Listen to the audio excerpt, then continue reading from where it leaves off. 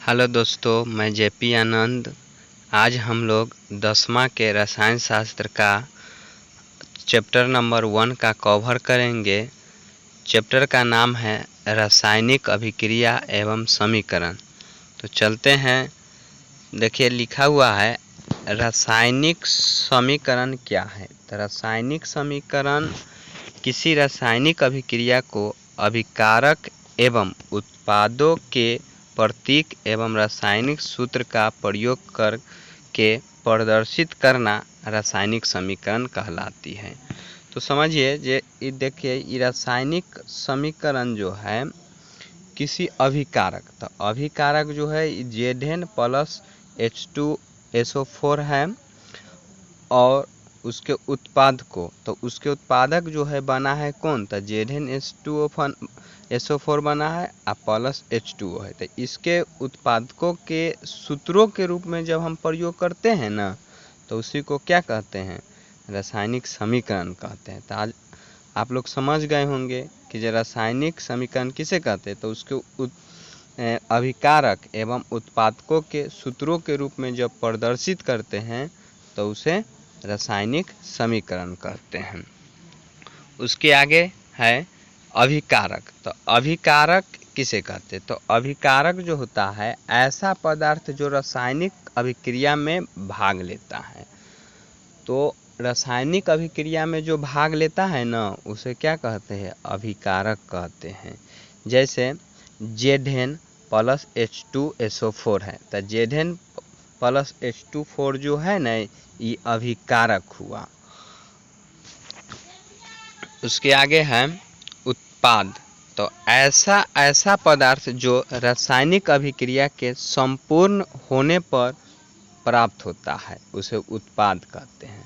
जैसे देखिए, ये इधर लिखा हुआ है ZnSO4 प्लस H2O, तो ZnSO4 प्लस H2O उत्पाद होता है। ऐसा ही शॉर्टकट भाषा में समझना चाहते हैं तो तीर के जो निशान होता है, तो तीर के निशान के दाएं तरफ जो होता है उत्पाद होता है, और तीर के निशान के तरफ बाएं तरफ जो होता है अभिकारक होता है। तो इतना ध्यान रखिएगा, जो अभिकारक किसको कहते हैं, तो जो रासायनिक अभिक्रिया में भाग लेता है ना, उसको अभिकारक कहते हैं। और उत्पाद किसे कहते हैं, तो रासायनिक अभिक्रिया के फलस्वरूप जो उत्पाद बनता है उसको क्या कहना है, उत्पाद कहते हैं।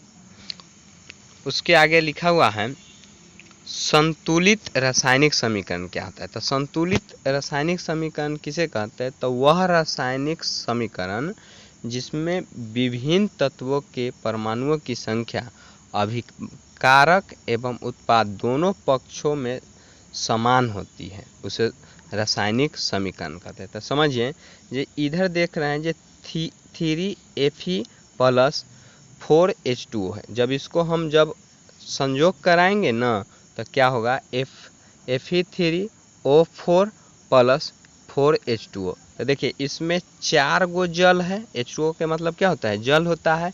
तो इधर भी 4 गो जल है, और 4 गो जल है। और इधर देखिए जो Fe जो है 3 गो है, तो इसमें कै गो है, 3 गो है। और देखिए इसमें ऑक्सीजन जो है कितना है, तो 4 गो ऑक्सीजन है। ये ऑक्सीजन के साथ जो है परमाणु जो है कै गो जुटा हुआ है, 4 गो। तो इधर भी देखिए जो 4 गो है। तो समझ जाइएगा कि जब दोनों तरफ अगर जो अभिकारक और उत्पादक में परमाणु की संख्या या अणु की संख्या जब बराबर होती है, तो उसको क्या कहना है, संतुलित रासायनिक समीकरण। उसके आगे लिखा हुआ है रासायनिक अभिक्रिया के प्रकार। तो रासायनिक अभिक्रिया के प्रकार जो होता है निम्न प्रकार के होती है। तो समझिए, एक में क्या लिखा हुआ है, संयोजन अभिक्रिया। इसी को क्या कहते हैं, संयुग्मन अभिक्रिया या योगात्मक अभिक्रिया कहते हैं। तो आप लोग को एगो याद हो गया होगा, जो संयोजन अभिक्रिया, और नहीं तो उसी को क्या कहते हैं, संयुग्मन अभिक्रिया, और नहीं तो योगात्मक अभिक्रिया। दूसरा है वियोजन अभिक्रिया, या इसी को क्या कहते हैं, अपघटन अभिक्रिया कहते हैं। उसके बाद तीसरा है इसका प्रकार ऊष्माक्षेपी अभिक्रिया। उसके बाद ऊष्माशोषी अभिक्रिया। उसके बाद है विस्थापन अभिक्रिया। उसके बाद क्या है, विस्थापन अभिक्रिया है। उसके बाद 7 नंबर में है उपचयन अभिक्रिया या ऑक्सीकरण अभिक्रिया। उसके बाद 8 में है अपचयन अभिक्रिया और 9 में क्या है, रेडॉक्स अभिक्रिया। और रेडॉक्स अभिक्रिया को ही क्या कहते हैं, अपचयन या उपचयन अभिक्रिया। तो हम लोग बारी बारी देखेंगे।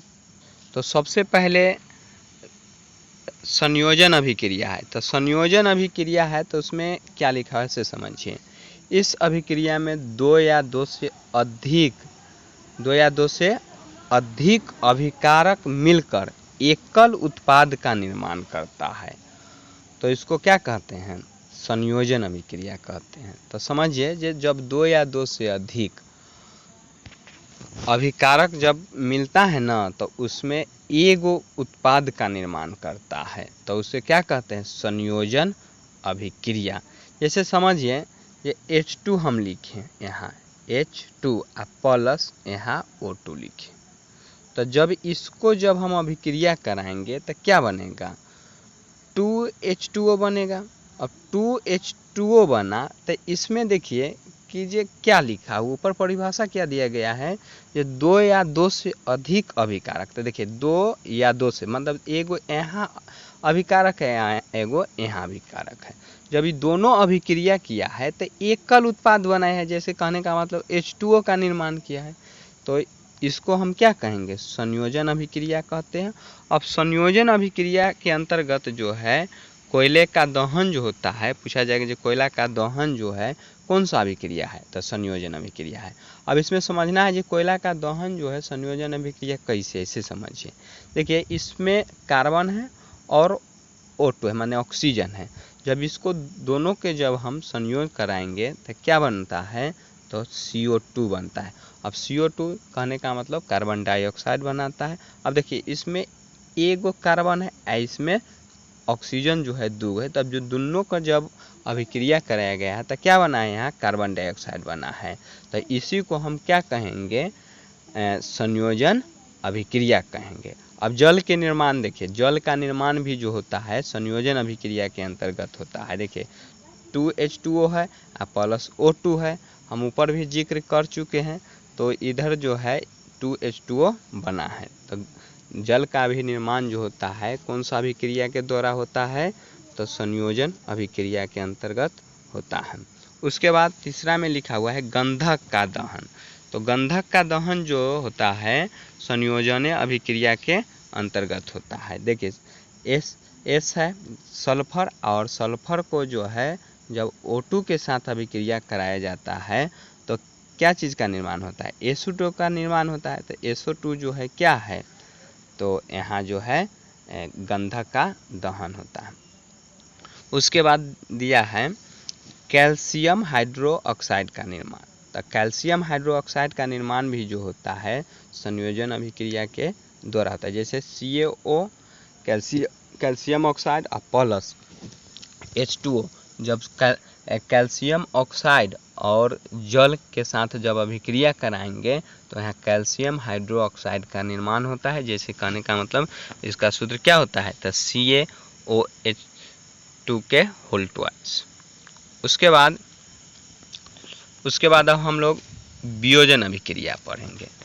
तो संयोजन अभिक्रिया जान गए होंगे किसे कहते हैं, तो जब दो या दो से अधिक अभिकारक एक उत्पाद का निर्माण करता है तो उसको हम संयोजन अभिक्रिया कहते हैं।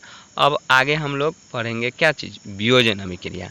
तो वियोजन अभिक्रिया में दिया हुआ है जो वह अभिक्रिया जिसमें एकल अभिकर्मक टूटकर दो या दो से अधिक उत्पाद का निर्माण करता है, तो उसे वियोजन अभिक्रिया। इसमें क्या है कि जो उसमें होता था संयोजन में क्या होता था, जो दूगो का निर्माण से न एगो का उत्पाद बनता था, माने दूगो से मिलकर एगो बनता था। इसमें क्या है कि जो एगो से न टूटकर जो है दो या दो से अधिक का निर्माण होगा।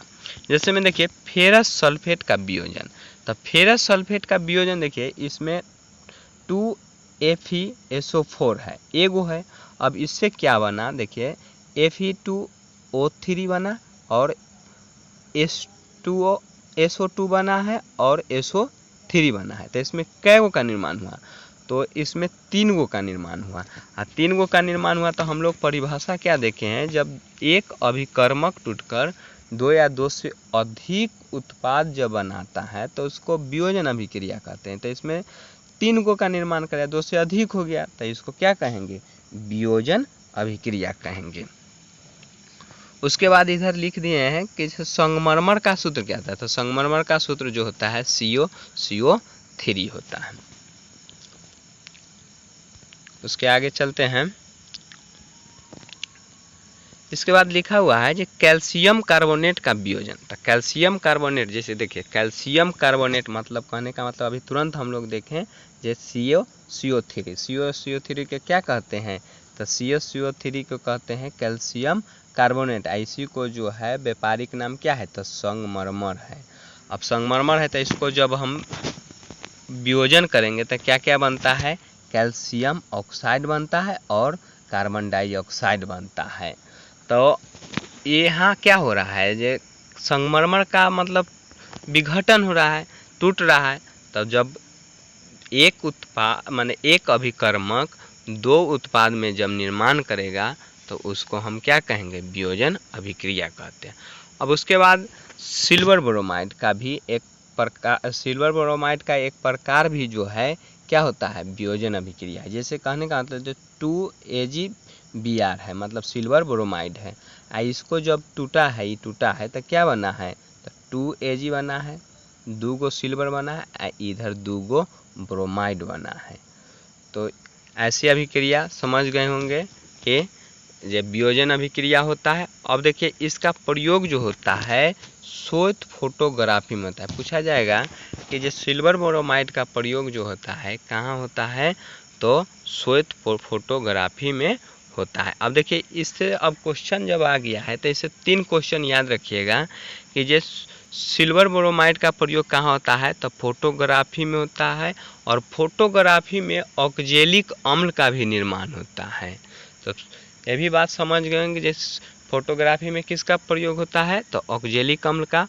और एक और बात याद रखिएगा, जब फोटोग्राफी में फिक्सल के रूप में किसका प्रयोग होता है?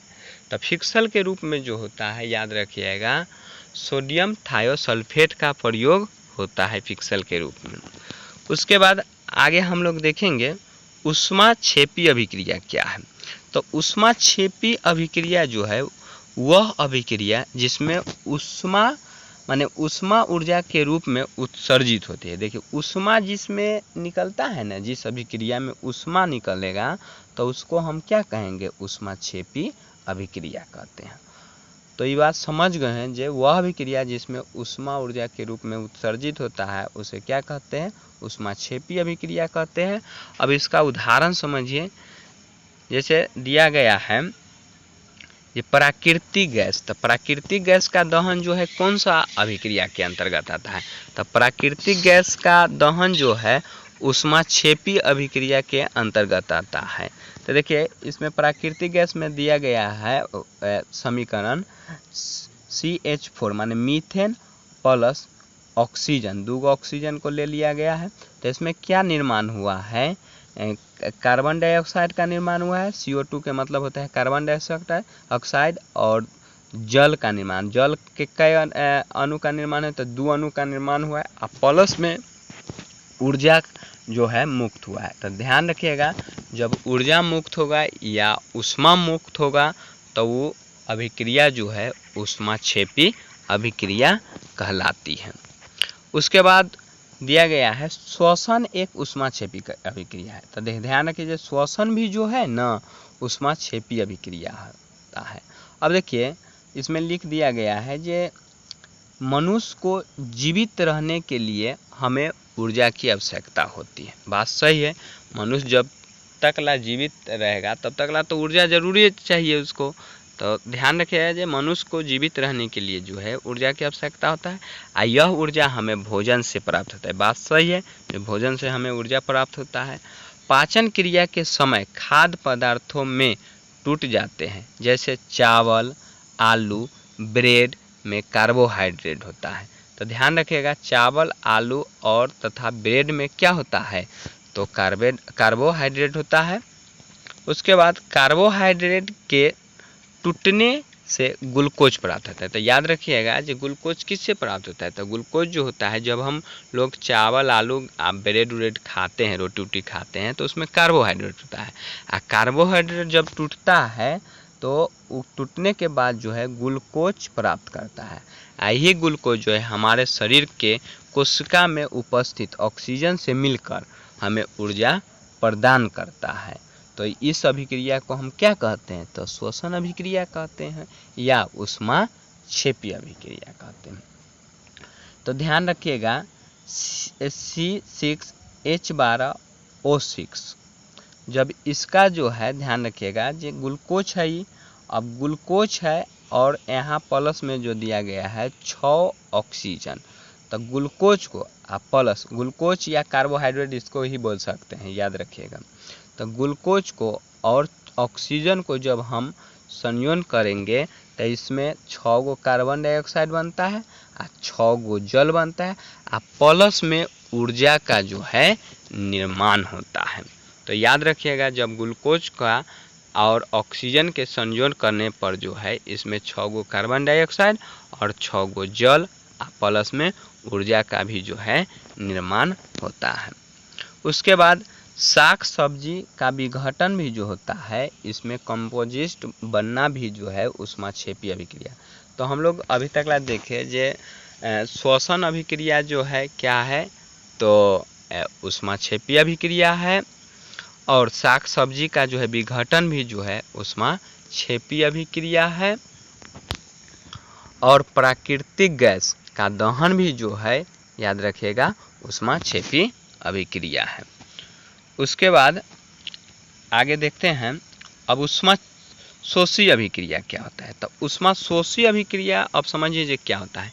जिन अभिक्रिया में ऊर्जा का अवशोषण, उसमें ध्यान रखना था कि जे अब ऊष्माक्षेपी अभिक्रिया में क्या होता था, तो ऊर्जा का मतलब मुक्त होता था, इसमें क्या होगा ऊर्जा का जो है अवशोषण हो जाएगा।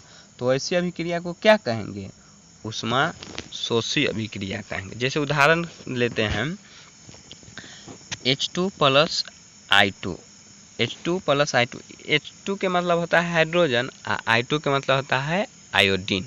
जब इन दोनों को इसमें ऊर्जा भी दिया गया है, तो ये तीनों को जब हम मतलब संयोजन कराएंगे, अभिक्रिया कराएंगे, तो यहाँ क्या बना 2HI बना, मतलब हाइड्रोजन आयोडाइड बना। तो हाइड्रोजन आयोडाइड जब बना इसमें, तो इसमें क्या देखिए कि जो ऊर्जा था और ऊर्जा का जो है यहाँ अवशोषण हो गया। तो ऐसी अभिक्रिया क्या कहलाएगी, ऊष्माशोषी अभिक्रिया करेंगे। उसके बाद दूसरा में दिया गया है N2 + O2 प्लस ऊर्जा। अब देखिए इसमें क्या हुआ कि जे 2NO बन गया, ऊर्जा जो है अवशोषण हो गया, मतलब 2 नाइट्रस ऑक्साइड बना है, नहीं नाइट्रो ऑक्साइड बना है। उसके बाद दिया गया है विस्थापन अभिक्रिया। तो विस्थापन अभिक्रिया क्या होता है इसे समझिए। विस्थापन अभिक्रिया ऐसा अभिक्रिया जिसमें किसी यौगिक के अणु किसी एक परमाणु अथवा समूह के स्थान पर कोई दूसरा परमाणु अथवा समूह आ जाते हैं विस्थापन में। देखिए इसमें क्या होता है, इसमें हम लोग देहाती भाषा में जानते हैं कि जे अगर कोई झगड़ा करता है तो उसमें देखते हैं जो मोटा आदमी होता है वो पतला आदमी होता है, तो मोटा आदमी जो है क्या करता है, मतलब पतला आदमी को मार उड़ कर भगा देता है। तो इसमें भी जो है देखिए इसमें अभिक्रियाशील के अनुसार जो है माने तत्वों का विस्थापन होता है। जैसे समझिए कि ये सबसे ज़्यादा अभिक्रियाशील हम लोग जानते हैं जो पोटेशियम होता है, और सबसे कम अभिक्रियाशील जो होता है प्लेटिनम होता है या सोना होता है। तो इसमें ज़्यादा अभिक्रियाशील धातु जो है ना, कम अभिक्रियाशील धातु को जो है हटाकर और उसके स्थान पर वो अपने आ जाता है। तो ऐसी अभिक्रिया को हम क्या कहेंगे, विस्थापन अभिक्रिया कहेंगे। अब उदाहरण के साथ हम लोग समझते हैं। देखिए Zn है माने जिंक है, Cu माने कॉपर सल्फेट है। अब देखिए कॉपर सल्फेट है तो इस Cu जो है ना, Zn से जो है कम अभिक्रियाशील है, तो ये क्या करेगा, इस Cu के जो है मार्कर हटा देगा। तो देखिए इसमें क्या किया है, Zn SO4 मतलब Cu को मार्कर हटा दिया, आधा अलग भगा दिया, तो ऐसी अभिक्रिया जो है क्या कहलाएगी, तो विस्थापन अभिक्रिया कहलाएगी। उसके बाद Fe है प्लस CuSO4 है, तो Fe जो है माने आयरन जो है Cu से जो होता है, कॉपर से जो होता है अधिक अभिक्रियाशील होता है। तो अधिक अभिक्रियाशील होता है, तो अभी तुरंत हम बोले हैं कि जो ज़्यादा शक्तिशाली होता है वो उसको जो है मतलब कम शक्तिशाली वाला को जो है मारकर वो भगा देता है। तो इसमें देखिए जे Fe जो है Cu से ज़्यादा शक्तिशाली है, तो इसमें क्या किया, जे Fe जो है ना मतलब Cu को मारकर भगा दिया, तो FeSO4 बना लिया और ये जो है Cu को अलग कर दिया। तो ऐसी अभिक्रिया कौन सी अभिक्रिया कहलाएगी, तो याद रखिएगा विस्थापन अभिक्रिया कहलाएगी। समझ गए होंगे। उसके बाद है द्विविस्थापन अभिक्रिया। अब इसमें क्या होता है, जब वे अभिक्रिया जिसमें अभिकारक के बीच आयनों का आदान प्रदान होता है, उसमें क्या था कि जे एगो जो था ना, उसमें एगो था, ध्यान रखिएगा, तो उसमें एगो जो था कम अभिक्रियाशील वाला को जो है वो हटाकर जो है भगा देता। अब इसमें क्या होगा, जो दुद्दू का विस्थापन होगा। याद रखिएगा, जब दुद्दू का विस्थापन जब होगा ना, तो द्विविस्थापन अभिक्रिया कहलाएगा। तो हम लोग उदाहरण के साथ समझते हैं। देखिए उदाहरण में दिया गया है Na2SO4 प्लस BaCl2। तो ये देखिए इसमें क्या करता है, ये Na2 देख रहे हैं, तो Na2 जो है क्या करता है, ये Na2 जो होगा Cl के साथ अभिक्रिया कर लेगा और Ba जो होगा SO4 के साथ अभिक्रिया कर गया, तो एक दूसरे को विस्थापित कर दिया। तो इसमें देखिए BaSO4 हो गया, बन गया, और इधर जो है 2NaCl बन गया, मतलब क्या बना, तो नमक बना या लवण बना। तो ऐसी अभिक्रिया जो है कौन सी अभिक्रिया कहलाएगी, तो विस्थापन अभिक्रिया कहलाएगी। जब याद रखिएगा, जब दो का विस्थापन होता है ना, तो उसको द्विविस्थापन अभिक्रिया कहते हैं, और जब एगो का विस्थापन जब होगा तो उसको एकल विस्थापन अभिक्रिया कहेंगे। उसके बाद आगे दिया गया है उपचयन अभिक्रिया क्या है। तो उपचयन अभिक्रिया देखिए कि ऐसा अभिक्रिया जिसमें ऑक्सीजन की वृद्धि हो तथा हाइड्रोजन का त्याग हो। समझ गए होंगे, ऑक्सीजन वृद्धि होगा माने ऑक्सीजन का बढ़ोतरी होगा और हाइड्रोजन का त्याग होगा, हाइड्रोजन के कमी होगा। तो हाइड्रोजन की कमी जब होता है तो उसको कहते हैं क्या चीज़, उपचयन अभिक्रिया कहते हैं। अब जैसे हम लोग समझते हैं उदाहरण से, देखिए इसमें दिया गया है ये 2Mg प्लस O2। तो इसमें क्या हुआ कि ये ऑक्सीजन का वृद्धि हो गया। जब उत्पाद में देखिए इसमें क्या हुआ, ये MgO बना, तो MgO बना तो इसमें Mg के साथ जो है O का वृद्धि हुआ। हाँ, तो ऐसी अभिक्रिया हम लोग क्या कहेंगे, तो उपचयन अभिक्रिया कहेंगे। इसमें अब देख लेते हैं 2Cu माने 2 कॉपर है और प्लस 2 ऑक्सीजन। जब इसको अभिक्रिया कराया जाता है तो 2 CuO हो गया, तो माने कॉपर ऑक्साइड, 2 कॉपर ऑक्साइड, मतलब इसमें ऑक्सीजन का वृद्धि हुआ है।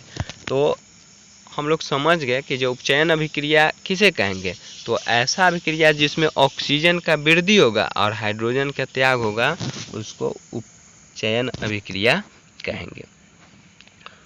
उसके बाद है अपचयन अभिक्रिया। अब देखिए अपचयन अभिक्रिया क्या होता है, तो उसमें हम लोग देखें कि जो ऑक्सीजन का वृद्धि हुआ है, इसमें जस्ट उल्टा होता है, इसमें हाइड्रोजन के वृद्धि होता है और ऑक्सीजन का त्याग होता है। जैसे देखिए CuO है प्लस H2 है, माने कॉपर ऑक्साइड है और हाइड्रोजन है। जब इसको अभिक्रिया कराएंगे ना, तो इसमें क्या होगा, ये ऑक्सीजन का ह्रास होगा। देखिए इसमें CuO जो था, इसमें ऑक्सीजन का जो है मतलब हट गया, इसमें ऑक्सीजन हाँ हट गया है, और हाइड्रोजन जो है इसके साथ जो है ये जुड़ गया, माने जल के साथ जुड़ गया। तो ऐसी अभिक्रिया जब अपचयन जब होगा, तो ध्यान रखें अपचयन में क्या होता है, हाइड्रोजन का वृद्धि हो जाता है, ऑक्सीजन जो है त्याग कर देता है। तो समझ गए होंगे जो उपचयन अपचयन समझ गए। अपचयन जो होता है इसमें हाइड्रोजन का वृद्धि होगा और ऑक्सीजन का त्याग होगा। उपचयन क्या होगा, उसमें ऑक्सीजन का वृद्धि होगा, हाइड्रोजन का त्याग होगा। अब रेडॉक्स अभिक्रिया क्या होता है, तो रेडॉक्स अभिक्रिया में जिनमें रासायनिक अभिक्रिया उपचयन तथा अपचयन दोनों साथ साथ होगा। जैसे ध्यान रखिएगा, ऑक्सीजन का त्याग और हाइड्रोजन का वृद्धि, चाहे हाइड्रोजन का त्याग ऑक्सीजन का वृद्धि होगा, तो ये समझ जाइएगा कि ये रेडॉक्स अभिक्रिया है। अब नीचे दिया गया है, देखिए नीचे दिया गया है कि ये अपचयन, अपचयन देखिए इसमें क्या हुआ है कि ये CuO प्लस H2 है, तो इसमें H2O और H2 और H2O में क्या हुआ है, उपचयन हुआ है। उपचयन कैसे हुआ ऐसे समझिए, इसमें क्या हुआ कि जो हाइड्रोजन का भी जो है वृद्धि हुआ है और ऑक्सीजन का भी वृद्धि हुआ है। इसमें देख रहे हैं इधर ऑक्सीजन का क्या हुआ है, मतलब इसमें ह्रास हुआ है, तो अपचयन अभिक्रिया है। हाइड्रोजन के जब वृद्धि होता है तो उसको हम क्या कहते हैं, अपचयन अभिक्रिया। ऑक्सीजन के जब वृद्धि होता है तो उसको उपचयन अभिक्रिया कहते हैं। चलिए उसके बाद लिखा गया है कि दैनिक जीवन में उपचयन अभिक्रिया के प्रभाव। देखिए अब उपचयन अभिक्रिया के प्रभाव हम लोग दैनिक जीवन में समझते हैं। देखिए संक्षारण, संक्षारण जो है ना उपचयन अभिक्रिया के अंतर्गत होता है। देखिए जब कोई धातु अपने आसपास के अम्ल आर्द्रता, माने आर्द्रता मतलब क्या होता है, नमी, नमी के मतलब आप लोग समझते हैं, तो नमी जैसे कहते हैं वायु में नमी होता है, मतलब पानी होता है, तो उसको हम नमी कहते हैं। तो अम्ल और आर्द्रता आदि के संपर्क में आ जाते तब ये संक्षारित हो जाते हैं, इस प्रक्रिया को संक्षारण कहते हैं। जैसे समझिए जंग उंग लग जाता है ना, लोहा में जब जंग लगता है तो लोहा में देखिए भूमि के अंदर जब रहता है तो भूमि के अंदर हम लोग जानते हैं कि नमी है, नमी है, तो उसमें जो है लोहा पर जो है वो अभिक्रिया करके वो जो है जंग लगा देता है। तो जंग लगा देता है तो जैसे समझिए लोहा पर जंग लगना, ये क्या है, संक्षारण अभिक्रिया, संक्षारण है। और चांदी के ऊपर काली परत चढ़ना, तो चांदी के ऊपर भी जो काला परत चढ़ जाता है, तांबा के ऊपर देखे हैं कि जो तांबा के बर्तन होता है तो उनमें हरा परत चढ़ जाता है, तो ये सब जो है संक्षारण का उदाहरण है। और पूछा जाए कौन सा अभिक्रिया के उदाहरण है, तो उपचयन अभिक्रिया के उदाहरण है। अब विकृति गंधिता क्या होता है इसे समझते हैं। विकृति गंधिता जो होता है समझिए, तेल व वसा के उपचयित हो जाने पर ये विकृति गंधी हो जाते हैं। तेल और वसा जब उपचयित होता है तो इसमें क्या होता है, विकृति गंधी हो जाता है तथा इनके गंध व स्वाद में परिवर्तन होता है। बात सही है, जब ज़्यादा दिन, चाहे बहुत ज़्यादा दिन कहिए 2 साल 3 साल के हो जाता है तेल चाहे वसा, तो उसमें जो है गंध में परिवर्तन हो जाता है।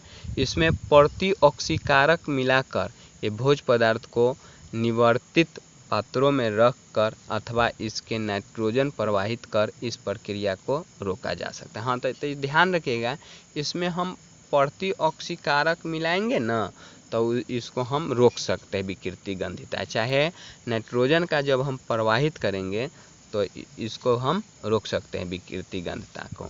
जैसे देखिए नाइट्रोजन, आप समझिए नाइट्रोजन का प्रयोग देखिए, आलू के चिप्स आप लोग जो है बच्चा में खाए होंगे, तो आलू के चिप्स में आखिर क्या भरा हुआ रहता है, उसके अंदर जो पन्नी में जो ज़्यादा दिन भी होने के बाद जो है उसमें कुछ भी गंधित नहीं होता है, चाहे स्मेल नहीं आता है, तो इसमें नाइट्रोजन मिला हुआ रहता है।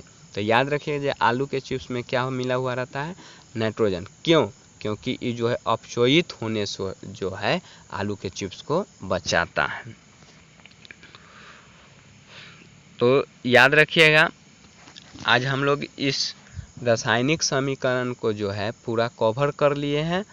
आप लोग वीडियो अगर जो अच्छा लगा होगा तो इसको पहले, सबसे पहले तो ध्यान रखिएगा जी, इसको जब हम पढ़ाते हैं तो आप लोग नोट करते चलिएगा, नोट करते चलिए, अपना कॉपी में नोट कर लीजिएगा तो हम जो पढ़ाएं वो भी याद हो जाएगा, और जब देख लीजिएगा कॉपी में तो उससे भी जो है आपको याद हो जाएगा। तो ख़त्म करते हैं वीडियो को। अगर अच्छा लगा होगा तो सब्सक्राइब करें, लाइक करें और दोस्तों के साथ शेयर करें। थैंक यू, धन्यवाद।